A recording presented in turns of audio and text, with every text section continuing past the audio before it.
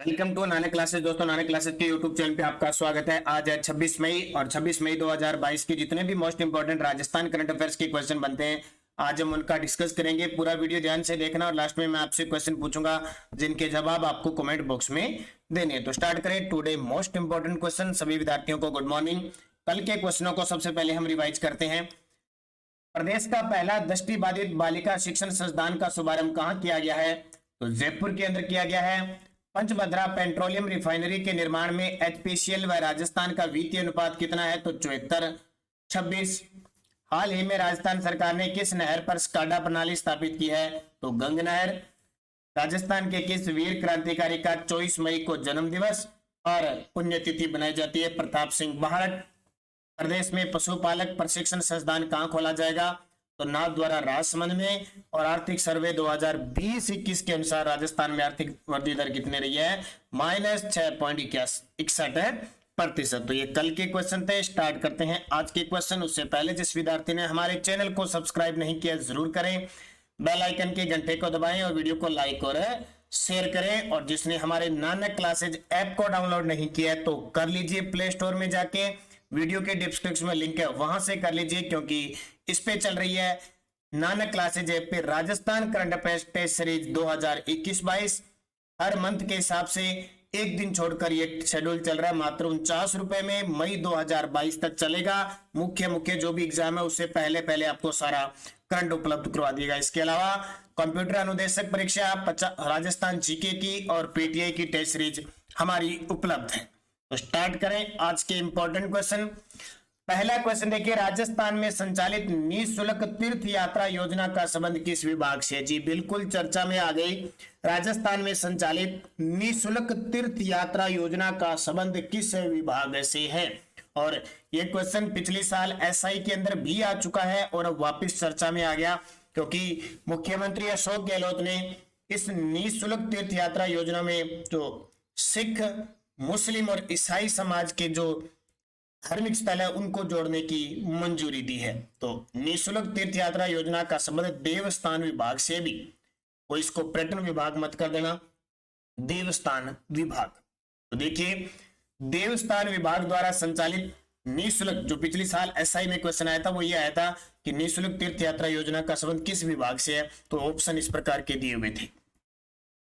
देवस्थान विभाग द्वारा संचालित निःशुल्क तीर्थ यात्रा योजना की शुरुआत 2013 में हुई थी और 2016 में हवाई तीर्थ यात्रा की भी मंजूरी दी गई थी। यानी निःशुल्क तीर्थ यात्रा का मतलब ट्रेनों के माध्यम से और के माध्यम से 2013 में, और 2016 में हवाई तीर्थ की भी मंजूरी दे दी थी। वो था ना कि पूरे देश का हर नागरिक उसके तहत निःशुल्क तीर्थ यात्रा योजना के तहत सिख, मुस्लिम और मसीहा समाज के धर्मस्थल भी जुड़ेंगे। देवस्थान विभाग के वर्तमान मंत्री हैं शंकुतला रावत जी, तो वर्तमान में उद्योग व वाणिज्य विभाग की मंत्री भी है। तो ये आपको अच्छे तरीके से याद रखना है। निःशुल्क तीर्थ यात्रा योजना देवस्थान विभाग द्वारा संचालित, और इसमें क्या होता है कि 5000 को प्रति वर्ष वरिष्ठ नागरिकों को ट्रेन के माध्यम से यात्रा करवाई जाती है और 5000 हवाई यात्रा से। लेकिन हवाई यात्रा का जो सिस्टम है वो कम कर दिया गया, लगभग 2000 के आसपास करने की घोषणा की गई है। और हवाई यात्रा से तो लगभग कहा जा रहा है कि नेपाल के अंदर जो पशुपतिनाथ मंदिर है वहां की यात्रा करवाई जाएगी।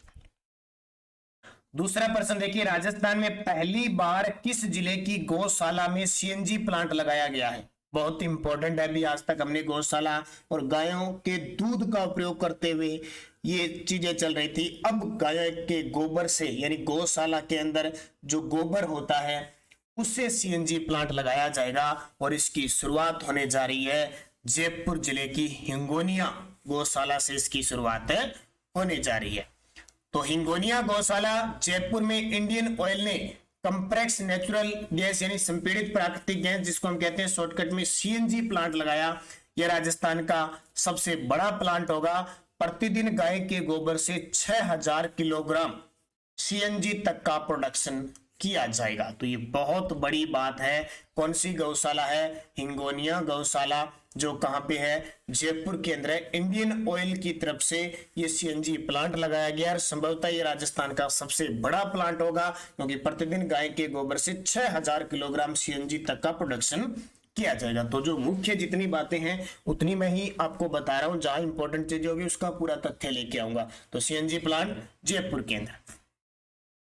तीसरा प्रश्न देखिए, राजस्थान के कितने जिलों में लव कुश वाटिका खोलने की मंजूरी दे दी है? ये आपको बताया कि कोई तो बजट होता है 2021-22 वाला, और अब बजट है 2022-23 वाला। सरकार क्या करती है कि प्रस्ताव जो घोषणा बजट में हो जाती है उनको धीरे धीरे मंजूरी देती जा रही है। तो ये लव कुश वाटिका 2022-23 के बजट में घोषणा हुई थी और अब सरकार ने इसको मंजूरी दे दी है। तो ये 33 जिलों के अंदर खोली जाएंगी। तो राज्य के सभी 33 जिलों में लव कुश वाटिका बनेगी। इसके लिए प्रत्येक जिले को 2-2 करोड़ रुपए दिए जाएंगे। इसकी घोषणा बजट 2022-23 में की गई। इसके अलावा ज्यादा आपको पढ़ने की जरूरत नहीं, क्योंकि लव कुश वाटिका पर्यावरण के क्षेत्र में, संरक्षित क्षेत्र में, और जो वाटिकाएं बनती है लेकर बहुत सारे क्षेत्र में, जैसे कई क्षेत्रों में तो क्या पेड़ पौधे बहुत कम है तो वहां वाटिका ही बन जाएगी, तो उससे कुछ पर्यावरण में सुधार होगा। बिल्कुल, जहां पेड़ पौधे लगाए दिए जाते हैं, बाग वगैरह होते हैं, पार्क वगैरह होते हैं, उससे क्या है आसपास का वातावरण बहुत अच्छा होता है और आसपास के लोग हैं वहां उसके अंदर टहलने भी आ जाते हैं। तो एक सुखद आनंद प्राप्त होता है जब भी हम कभी पार्क में जाते हैं। तो 33 के 33 जिलों में लव कुश वाटिका बनेगी।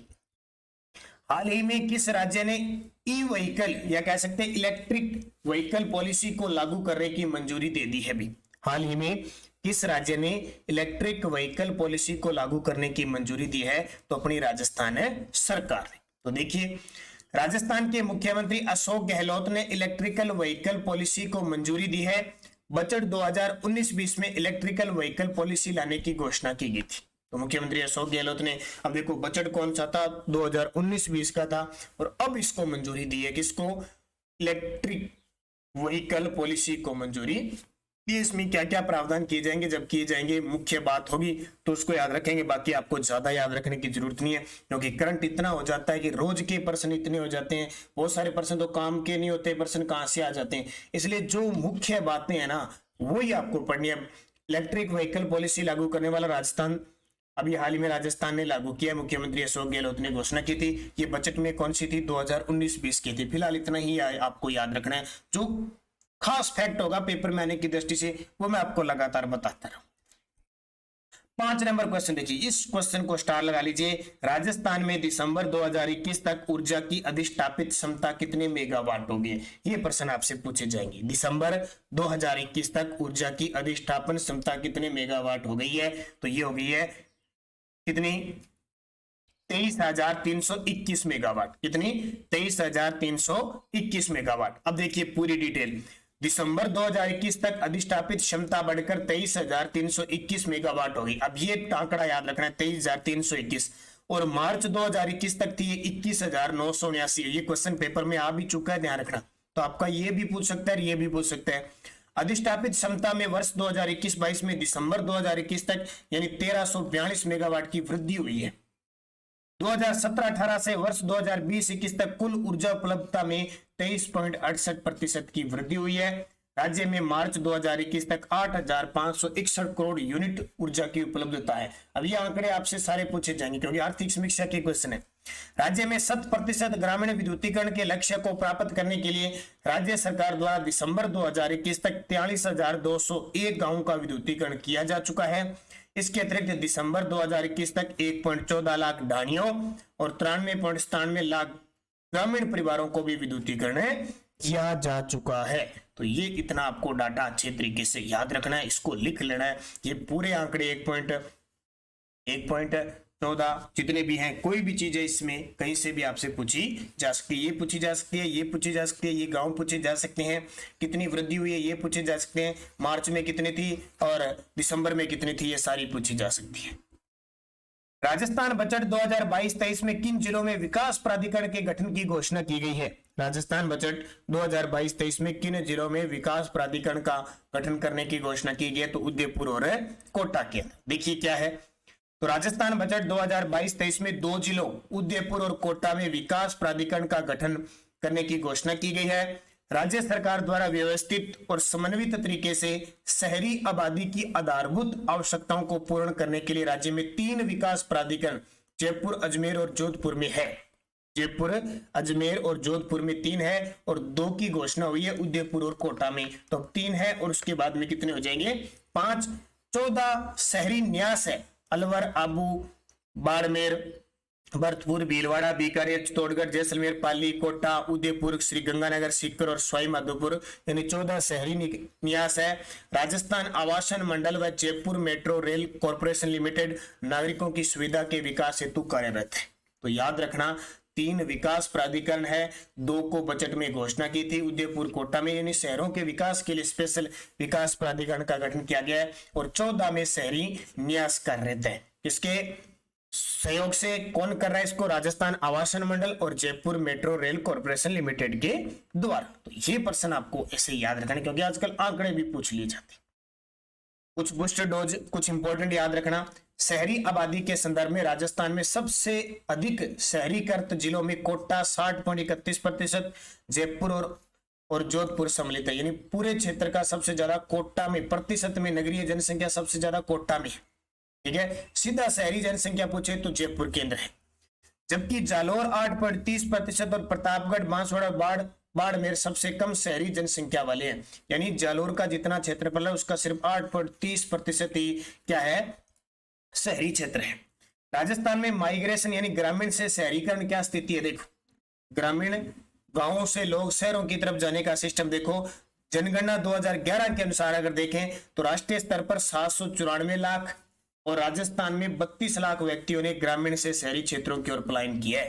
यानी जनगणना 2011 के हिसाब से 32 लाख लोग है वो गांव से शहर की तरफ चले गए। और देश के अंदर बात करें, पूरा टोटल राष्ट्रीय स्तर पर देखें तो 794 लाख लोग चले गए। माइग्रेशन यानी ग्रामीण से शहरी, क्योंकि गांव के अंदर ये दिक्कत आ रही है कि गांव में रोजगार न मिलने की वजह से शहर की तरफ ज्यादा भागते हैं। तो ये बूस्टर डोज कुछ बातें याद रखना। पीडीएफ हमारी टेलीग्राम पे आपको मिल रही है, Nanak classes Rajasthan current affairs PDF. आप टेलीग्राम जरूर ज्वाइन कीजिए, क्योंकि लिंक कोई भी सूचना आपको मिल सकती है, क्योंकि सेकंड ग्रेड, फर्स्ट ग्रेड की तारीखें घोषित हो चुकी है। अक्टूबर के आसपास इनके एग्जाम होंगे, तो इनकी भी टेस्ट सीरीज हम जल्दी शुरू करेंगे। और अभी आर्थिक समीक्षा की वीडियो भी आ देंगे, पोर्टल का वीडियो भी जल्द आपको मिल जाएगा। तो निरंतर अध्ययन कीजिए। सुबह 7 बजे की करंट की क्लास और शाम 9 बजे की करंट की राजस्थान जीके की क्लास के साथ। पिछले वीडियो का क्वेश्चन था, राजस्थान पुलिस के सब इंस्पेक्टर खिलाड़ी कचनार चौधरी ने किस खेल में कांस्य पदक जीता? बहुत ही शानदार जवाब दिए थे बहुत सारे विद्यार्थियों ने, सभी को हार्दिक शुभकामनाएं। शॉर्टपुट में कचनार चौधरी जयपुर जिले की शॉर्टपुट की खिलाड़ी है। अब आपके लिए क्वेश्चन जिसका जवाब आपको कमेंट बॉक्स में देना है। क्वेश्चन फॉर यू, राजस्थान के किस वीर क्रांतिकारी का 24 मई को जन्मदिवस भी बनाया जाता है और पुण्यतिथि भी बनाई जाती है? केसरी सिंह बार्ड, प्रताप सिंह बार्ड, सागरमल गोपा, अर्जुन लाल सेठी। आपको याद रखना है और आपको बढ़िया तरीके से शानदार जवाब देना है इसका। अब यस्टरडे डोज देखो, जो अभी JVNL के पेपर चल रहे हैं, इसके अंदर आया हुआ अमर सिंह प्रथम के पिता कौन थे? महाराणा प्रताप पिता थे। और महाराणा प्रताप की जो पत्नी थी अजबदेव पंवार, वो अमर सिंह प्रथम की माता थी। अमर सिंह प्रथम का जन्म 1559 में हुआ था और अमर सिंह प्रथम गद्दी पर बैठे थे 1597 में और 1620 में इनकी मृत्यु हो गई आहाड़ उदयपुर के अंदर। जनसंख्या की दृष्टि से राजस्थान का दूसरा बड़ा जिला जोधपुर है, पहला जयपुर है। अमीर देव चौहान ने अपने जीवन में कितने युद्ध लड़े थे? 17 युद्ध लड़े थे, 16 युद्ध जीता था और 17वां युद्ध अलाउद्दीन खिलजी 1301 के रणथंभौर दुर्ग के साके में इनकी मृत्यु हो गई थी। खिजड़ी बलिदान के समय जोधपुर के शासक कौन थे? तो 1730 में अब्बे सिंह वहां के शासक थे। अमृता देवी के नेतृत्व में यहाँ पर बलिदान हुआ था। और अल्लाह जीराबाई किस जिले से थी? तो बीकानेर से थी। इन्हें पद्मश्री भी मिल चुका है। तो ये थे कल के क्वेश्चन इंपॉर्टेंट, जो भी विद्यार्थी शानदार तरीके से, लगन से, मेहनत से इनके जवाब देता है, इनके हमेशा याद रहेंगे।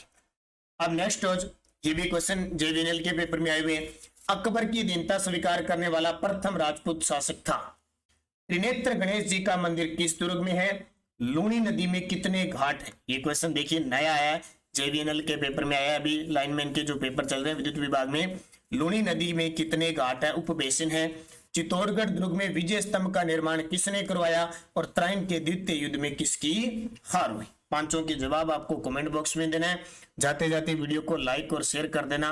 और ये फिर बता रहा हूं, जो first grade, second grade, REET, VDO mains, librarian और लैब असिस्टेंट, इन कंप्यूटर निर्देशक की तैयारी करें। ये हमारी राजस्थान करंट अफेयर्स की टेस्ट सीरीज ज्वाइन कर लेना। भी 2021 से हमने इसकी शुरुआत की है। शानदार तरीके से आपको एक दिन छोड़कर रोज 10 बजे आपको प्राप्त हो रही है। इसके साथ शेड्यूल डाला हुआ है, जैसे ही आप इसको 49 रुपए में खरीदोगे वहां शेड्यूल पड़ा है, हर तारीख लिखी हुई है, किस तारीख को कौन सा किस महीने का टेस्ट होगा। इसमें पीडीएफ भी उपलब्ध है जो ई बुक के रूप में आप वहां सिर्फ पढ़ सकते हो। तो आज ही डाउनलोड कीजिए करंट अफेयर्स। इसके अलावा जो कंप्यूटर अनुदेशक की तैयारी कर रहे हैं उनके लिए हमारी टेस्ट सीरीज चल रही है स्पेशल और स्पेशल, तो जरूर ज्वाइन कीजिए। 199 रुपए में इसमें आपको पीडीएफ फ्री मिल रही है राजस्थान करंट अफेयर्स की, और करंट अफेयर्स के टेस्ट भी उपलब्ध हैं। और एक चल रही है 50%, 50 दिन 50 टॉपिक, मात्र 50 रुपए में। ये आपके लिए बहुत ही शानदार है। टॉपिक वाइज टेस्ट चल रहे हैं और पीटीआई के भी टेस्ट चल रहे हैं, तो ज्वाइन कीजिए। क्योंकि आप कितना भी पढ़ते रहते हो, कितना भी पढ़ो, लेकिन जब तक आप टेस्ट नहीं दोगे आप मात खा जाओगे। जैसे बहुत सारे विद्यार्थी राजस्थान पुलिस में गए, खूब सारा पढ़ा, खूब पढ़ा, लेकिन पेपर को हैंडल नहीं कर पाए। ये सबसे बड़ी कमी कि हम टेस्ट नहीं ज्वाइन पाए। तो टेस्ट को ज्वाइन करो ताकि आपको फायदा मिल सके। किस प्रकार के क्वेश्चन आते हैं, हमारी तैयारी कितनी का है और हमें और कितना का पढ़ना चाहिए। इसके लिए आपकी सुविधा के लिए ऐप पे वीडियो के डिस्क्रिप्शन में भी नानक क्लासेज ऐप का लिंक है, वहां से भी आप खरीद सकते हो। तो धन्यवाद, जय हिंद, जय भारत।